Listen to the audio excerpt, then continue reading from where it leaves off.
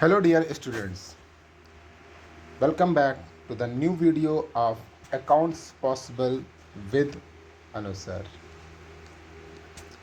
आज हम लोग पढ़ेंगे इशू ऑफ डिवेंचर्स। देखिए डिवेंचर्स जो हैं ये कंपनी के लिए फ़ंड रेज करने का एक मीडियम है। जैसे कंपनी शेयर इशू करके फ़ंड रेज करती है उसी तरीके से डिवेंचर्स को भी इशू करके कंपनी फ़ंड रेज कर सकती है। शेयर्स भी पब्लिक में इशू किए जाते हैं और डिवेंचर्स भी पब्लिक में इशू किए जाते हैं, लेकिन शेयर कैपिटल में और डिवेंचर में बहुत सारे डिफरेंसेस हैं। जैसे पहला डिफरेंस होता है, शेयर क्या है, एक कैपिटल का हिस्सा है, यानी कि अगर आप शेयर खरीदते हैं तो आप कंपनी के ओनर हैं उतने हिस्से के। लेकिन अगर आपने डिवेंचर्स खरीद रखे हैं इसका मतलब आपने कंपनी को उधार पैसा दे रखा है, एक तरीके से डेप्ट दे रखा है। तो क्या मेजर डिफरेंसेस होते हैं शेयर और डिवेंचर के बीच में, पहले आपको वो क्लियर कर देते हैं। What are the differences between share and debentures. देखिए लिखा है share are a part of a capital of the company. Share क्या है, कंपनी की कैपिटल का एक हिस्सा है। वहीं डिवेंचर क्या है, डिवेंचर्स जो हैं वो लोन है। Debentures are loan. मैंने अभी बताया कि अगर आपने शेयर खरीदा है तो आप कंपनी के ओनर हैं, और अगर आपने डिवेंचर खरीदा है तो आपने कंपनी को लोन दे रखा है, यू आर आ लेंडर। दूसरा पॉइंट है shareholders are members are owner of the company, जैसा कि भी मैंने आपको बताया। But debenture holders are not the owner of the company, they are the creditors, are you may say that debenture holders are the lender. तीसरे point में when recommended by the board dividend could be declare to shareholders. जब board declare करेगा तब share holders को अपने returns में dividend मिलेगा। लेकिन डिवेंचर के केस में बोर्ड कुछ नहीं कर सकता है, ये एक चार्ज होता है और कंपनी को इसे इंटरेस्ट पे करना ही पड़ेगा। Interest on debentures is a compulsory obligation for the company. Next point है shares do not carry on any charge. ये एक इम्पॉर्टेंट टर्म है। शेयर्स पे आपको कोई चार्ज नहीं मिलता है, मतलब डिविडेंड मिलेगा या नहीं मिलेगा, it is not compulsory. But debentures पे चार्ज होता है, और चार्ज का मतलब यहाँ पर ये भी है कि शेयर्स जो होते हैं या शेयर होल्डर्स जो होते हैं वो कंपनी की किसी भी असेट पे अपना राइट नहीं रखते हैं। वहीं पर डिवेंचर होल्डर्स कंपनी की असेट्स पे अपना राइट रखते हैं। अगर कंपनी डिवेंचर होल्डर का पेमेंट नहीं करती है मैच्योरिटी पे तो वो कंपनी की असेट्स को ले सकते हैं, यानी असेट्स उनकी बेच दी जाएंगी। नेक्स्ट पॉइंट है there have a restrictions on issue at discount. ये हम लोग पढ़ चुके हैं। शेयर्स का इशू डिस्काउंट पर नहीं हो सकता है, लेकिन डिवेंचर्स डिस्काउंट पे भी इशू हो सकते हैं, प्रीमियम पे भी हो सकते हैं और पार पे तो हो ही सकते हैं। Share holders have voting right. Share holders को वोटिंग राइट इसलिए दिया जाता है क्योंकि वो कंपनी के ओनर होते हैं, ठीक। But debenture holders do not have any voting right. Debenture holders को वोटिंग राइट मिल भी नहीं सकता है क्योंकि उनको अपने लगाए हुए पैसे पे प्रॉपर इंटरेस्ट मिल रहा है। जब उनको इंटरेस्ट मिल रहा है तो उनका वोटिंग राइट उनसे ले लिया जाता है। Dividend is payable when profit are there. ये एक इम्पॉर्टेंट टर्म है। शेयर होल्डर्स को डिविडेंड सिर्फ तभी दिया जाता है जब कंपनी प्रॉफिट पे होती है। अगर कंपनी लॉस पे है तो कंपनी डिविडेंड डिक्लेयर नहीं करेगी, क्योंकि डिविडेंड आउट ऑफ प्रॉफिट ही होता है। वेयर एज डिवेंचर्स पे इंटरेस्ट एक चार्ज होता है। कंपनी को प्रॉफिट हो, लॉस हो या कुछ भी हो, कंपनी को इंटरेस्ट ऑन डिवेंचर देना ही पड़ेगा, ठीक। नो फिक्स डिविडेंड, ये एक आखिरी पॉइंट है। ज़्यादा प्रॉफिट कंपनी का कमाती है तो ज़्यादा डिविडेंड देती है, कम प्रॉफिट कमाती है तो कम डिविडेंड देती है। वेयर एज डिवेंचर्स पर रेट ऑफ इंटरेस्ट फिक्स होती है।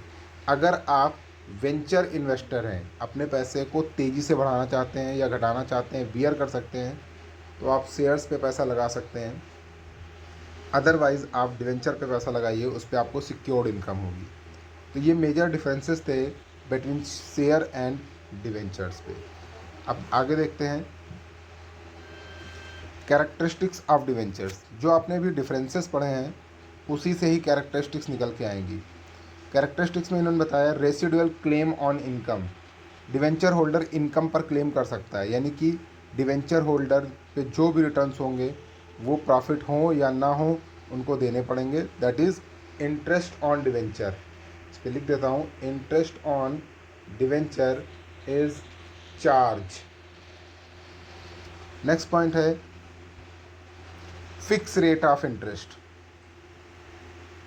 ये भी हमने बताया कि डिविडेंड फिक्स रेट पे नहीं होता है, डिविडेंड कम भी हो सकता है, ज़्यादा भी हो सकता है, लेकिन डिवेंचर होल्डर पे रेट ऑफ इंटरेस्ट फिक्स होगी और परमानेंट होगी। मतलब आइदर प्रॉफिट हो लॉस हो, इससे आपको मतलब नहीं है, आपको अपने लगाए हुए पैसे पर इंटरेस्ट कंटिन्यूसली मिलता रहेगा। रेसिडुअल क्लेम ऑन असेट, अगर डिवेंचर होल्डर का पेमेंट मैच्योरिटी पर कंपनी नहीं करती है तो डिवेंचर होल्डर कंपनी की असेट पे चार्ज ले सकते हैं, यानी कि कंपनी की असेट सोल्ड करके डिवेंचर होल्डर्स का पेमेंट किया जाएगा। डिवेंचर होल्डर का अपना एक मैच्योरिटी पीरियड होता है, 5 साल, 10 साल, 15 साल, 20 साल, कुछ भी हो सकता है। और डिवेंचर होल्डर्स को वोटिंग राइट नहीं होता है। वोटिंग राइट ना होने का सीधा सीधा कारण है कि इनको जब फिक्स रेट से हम इंटरेस्ट पे कर रहे हैं तो इनका इंटरफेयर ख़त्म हो जाता है और इनको वोटिंग राइट नहीं मिलता है। आगे बढ़ते हैं, कुछ यहाँ पर हम बताने जा रहे हैं आपको types of debentures. Types of debentures बहुत इंपॉर्टेंट चीज़ है ये, क्योंकि अब एमसीक्यू एग्ज़ाम भी आएगा तो ये हो सकता है आपके में पूछा जाए। टाइप्स ऑफ डिवेंचर में अगर देखें तो on the basis of transferability, transferability के हिसाब से दो तरीके के होते हैं, रजिस्टर्ड और बियरर। रजिस्टर्ड डिवेंचर्स का मतलब होता है कि जिसको वो डिवेंचर बेचे गए हैं अल्टीमेटली कंपनी उसी को रीपेमेंट करेगी। और बियरर डिवेंचर का मतलब होता है कि जिसको भी कंपनी ने डिवेंचर बेचे हैं वो किसी और को बेच सकता है, वो किसी और को बेच सकता है, मल्टीपल टाइम में ये बेचा जा सकता है और अल्टीमेटली जिसके पास मैच्योरिटी की डेट पे डिवेंचर होगा उसको पैसा मिल जाएगा। तो रजिस्टर्ड और बियरर, बियरर का मतलब ही होता है जो डिवेंचर होल्डर है पैसा उसी को मिलेगा। रजिस्टर्ड का मतलब होता है जिसके नाम पे डिवेंचर रजिस्टर्ड होकर इशू हुआ है उसी को ही पैसा मिलेगा। दूसरा है on the basis of security offered. तो सिक्योरिटी ऑफर्ड में ये होता है कि डिवेंचर जब हम इशू करते हैं तो कभी कभी कुछ चीज़ें मॉर्गेज कर लेते हैं, मॉर्गेज करा के डिवेंचर इशू करते हैं, कभी कभी अनसिक्योर्ड डिवेंचर इशू करते हैं। यानी कि जो इन्वेस्टर है वो अपने पैसे को अनसिक्योर्ड तरीके से भी लगा सकता है, यानी उसने डिवेंचर खरीदे लेकिन कोई भी असेट गिरवी नहीं रखवाई आपसे। दूसरा होता है सिक्योर्ड मॉर्गेज, इसमें डिवेंचर होल्डर आपसे कहेगा कि आप अपनी असेट को हमारे पास गिरवी रखिए फिर हम आपको डिवेंचर का पैसा देंगे।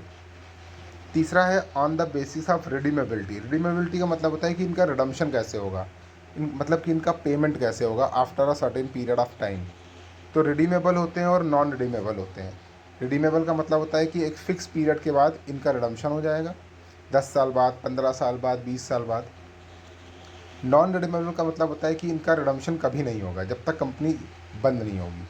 और जितने भी नॉन रिडीमेबल डिवेंचर होते हैं ज़्यादातर वो बियरर डिवेंचर ही होते हैं, क्योंकि जो इन्वेस्टर होता है वो नॉन रिडीमेबल डिवेंचर लेगा तो उसको कभी ना कभी पैसे की ज़रूरत पड़ेगी तो वो किसी ना किसी को उसको बेच सकता है। उसके बाद आता है कन्वर्टिबल डिवेंचर। इसके बारे में यहाँ पर हमने एक्सप्लेन नहीं किया है, हम आपको ऐसे ही बताएंगे। कन्वर्टिबल डिवेंचर वो होते हैं जिनको हम अपने ही किसी दूसरे डिवेंचर में कन्वर्ट कर सकते हैं या आगे चल के शेयर में कन्वर्ट कर सकते हैं। सपोज़ करिए 6% का डिवेंचर हमारे पास है और कंपनी ने हमको ऑफ़र दिया कि आप 2 साल बाद चाहें तो इसे 8% वाले डिवेंचर में कन्वर्ट कर सकते हैं, तो ये कन्वर्टिबल डिवेंचर कहलाएंगे। या कंपनी हमें ऑफ़र दे दे कि आप अपने डिवेंचर को शेयर में कन्वर्ट कर सकते हैं, तो ऐसे डिवेंचर्स कन्वर्टिबल डिवेंचर्स कहलाते हैं। इसी में नॉन कन्वर्टिबल भी होते हैं जिन्हें हम कन्वर्ट नहीं कर सकते हैं।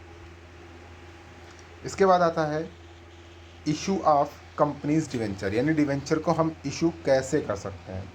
तो सीधा सीधा फंडा है, डिवेंचर को हम कैश में इशू कर सकते हैं।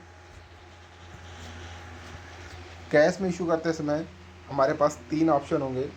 Issue of debenture at par, issue of debenture at par यानी कि अगर डिवेंचर की फेस वैल्यू 100 रुपये है तो डिवेंचर को 100 रुपये पे इशू किया जा रहा है। Issue of debenture at premium, यानी कि कंपनी 100 रुपये के डिवेंचर को मोर देन फेस वैल्यू पे इशू कर रही है। और तीसरा है issue of debenture eight discount, ये तो 3 टाइप हो गए, लेकिन जब आप इसको और पढ़ोगे तो अब इसमें लमसम और इंस्टॉलमेंट के केस आएंगे जो हम आपको आगे पढ़ाएंगे अभी। दूसरा है issue of debenture as collateral security. ये एक बहुत इंपॉर्टेंट टर्म है। इसमें लिखा हुआ है lender insist for additional asset as security in addition to primary security. ये भी एक टॉपिक है, इसको भी आगे आपको पढ़ाया जाएगा। और issue of debenture for consideration other than cash. For consideration other than cash में हम पढ़ेंगे कि डिवेंचर्स को हम कैश के अलावा कुछ और कारणों से भी इशू कर रहे हैं, सच एज जैसे मान लीजिए हमने किसी से असेट परचेज करी और बदले में हमने डिवेंचर इशू कर दिए, या अंडर राइटर को कमीशन देना था, बदले में हमने उसको डिवेंचर्स दे दिए, एसेट्रा। और लास्ट केस है यहाँ पर ओवर सब्सक्रिप्शन। लेकिन अभी इसमें बहुत सारे केसेस बाकी हैं, वो हम आपको अभी आगे जैसे जैसे चैप्टर पढ़ाएंगे बताते जाएंगे।